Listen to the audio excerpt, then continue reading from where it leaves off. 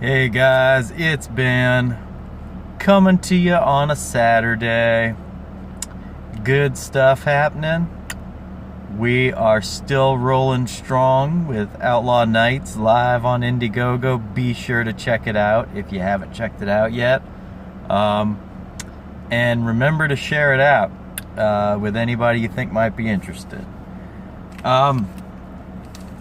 So today, well, first of all, yesterday I announced to y'all that I got my copy of Cyberfrog in the mail, and I read through it. Really good stuff. First of all the rumors you were hearing online about bad quality art, bad quality this and that, it's all bullshit. Every last bit of it is a load of bullshit. This is a very high quality comic book. And the fact that I got the chromium when I ordered the regular is even better, in my opinion. More bang for your buck. I mean, look at that. Like, that looks cool. Like, don't sit there and try to tell me that this is a badly made book. Like, that is bullshit.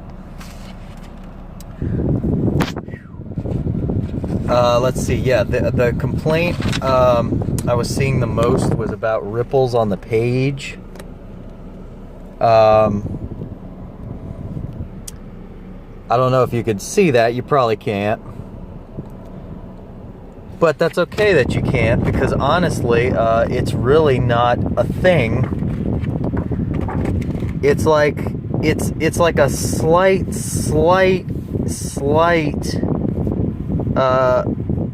indentation on the page, and from what I understand, that's all for printing stuff. People bitching about the pages being too thin. No, they're not. I would say that they're a little bit thinner than what you'd expect from most comic books, but they are still very high quality. Pages are, this bullshit about ink.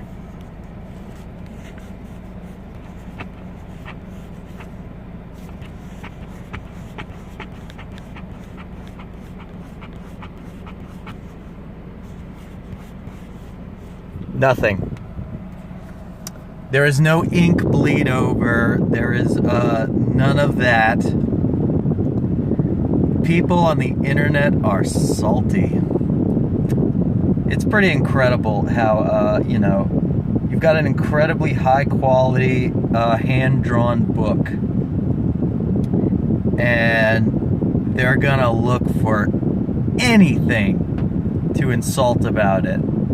As if like the comic books that anti-CG worships so much are somehow of a better quality than this. That is complete and utter BS.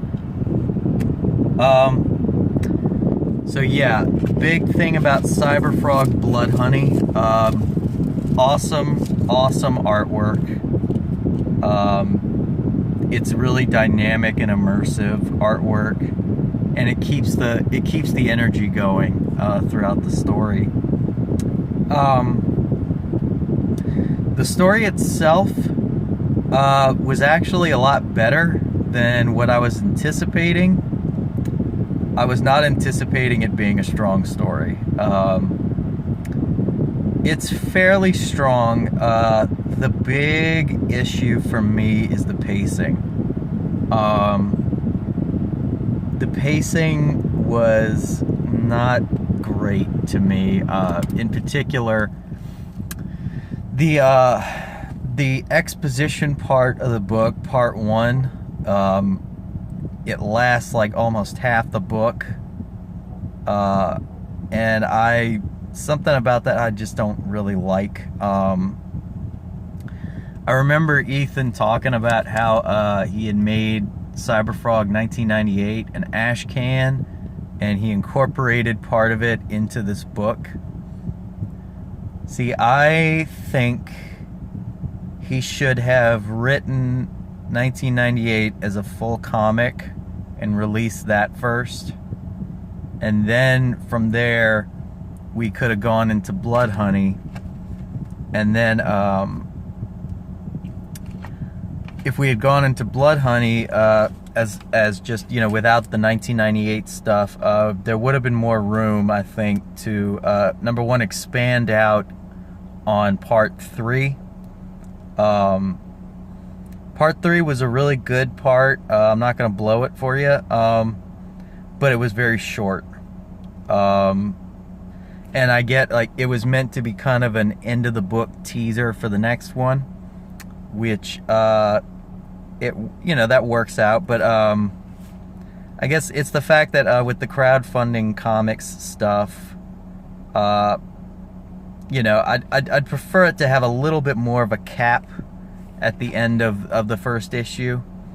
I get that you can't, you know, when it's an ongoing series, you can't end it. Like, you know, I can tell you that the end of OutlawNights is not 100% conclusive, because, you know, like that's how you keep the series going. You know, you gotta have, there's an overall larger arc that you're trying to tackle.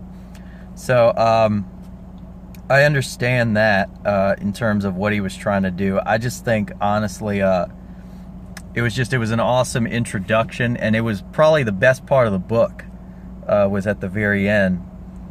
And I would have just liked to see that more fleshed out, and I think that really the best way to have done that would have been to release 1998 as its own standalone comic, and then go to Blood Honey.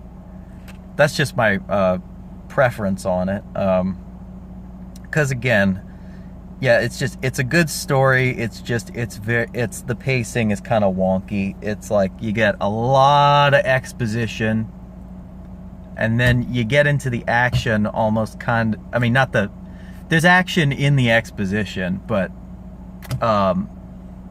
once you get to about the middle of the book, like, that's when it's like the main story kind of takes off.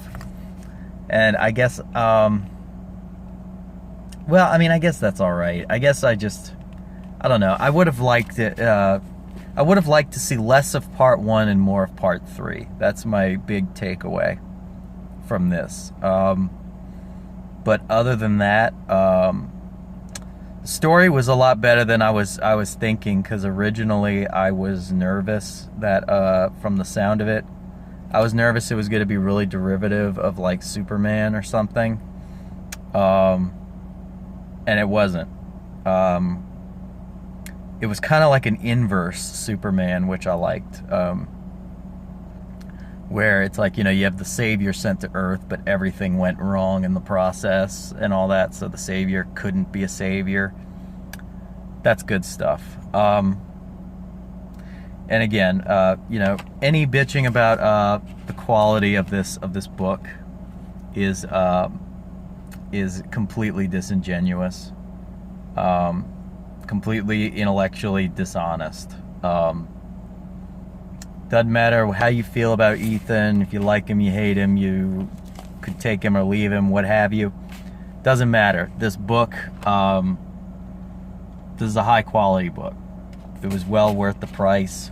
It was well worth waiting.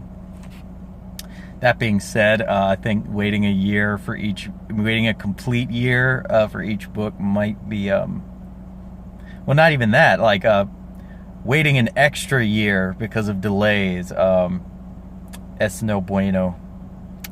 But, I mean, you know, I'm kicking off my own crowdfunding campaign, so I'm sure I've got no room to talk on that front. But just know that we are taking every precaution we can to minimize the possibility of delays. So just know that, and know that big reason we set OutlawNights for December 2020 release is because I wanted to give us